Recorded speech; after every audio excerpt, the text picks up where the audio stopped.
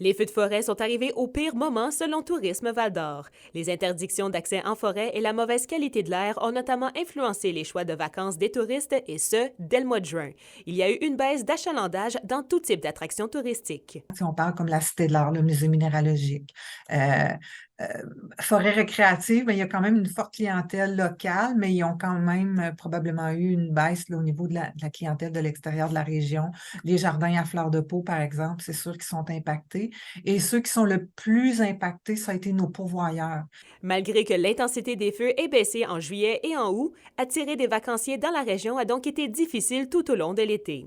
Une chargée de projet en transition durable s'est d'ailleurs jointe à l'équipe de tourisme Abitibi-Témiscamingue afin d'ajuster sa stratégie. Tout ce qui est dans les changements climatiques, on est capable d'instruire nos clients qui vont venir, peut-être aussi en revenant avec la clientèle qui est régionale, plus de courte distance. Donc, c'est encore un petit baume pour la planète, donc et pour le territoire. Au niveau des entreprises d'hébergement, l'impact n'a pas été si catastrophique. En moyenne, c'est surtout le type de clientèle qui a varié durant la période estivale. Quelques cancellations à cause des feux de forêt, des gens qui hésitaient à se rendre en région à cause de la qualité de l'air, puis c'est très comprenable.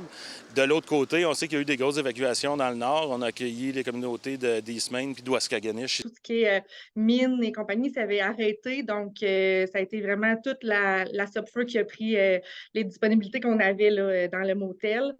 Donc, on a été comme 2 mois et plus là, à seulement prioriser la subfeu. Du côté du Parc national d'Opémican, l'achalandage va de bon train depuis la levée des interdictions en forêt. On a vraiment vu un retour un peu avant normal, si on peut se dire ça, pendant la fin de l'été, surtout avec les vacances de construction, puis surtout au mois d'août puis septembre. On était vraiment chanceux avec la météo, la température au mois de septembre. La bonne nouvelle, c'est que les feux de forêt n'ont presque pas eu d'impact au niveau des festivals. Et selon Tourisme Val-d'Or, les touristes internationaux ont aussi recommencé à visiter l'Abitibi-Témiscamingue. Kimberly Hall, RNC Nouvelles, Rouyn-Noranda.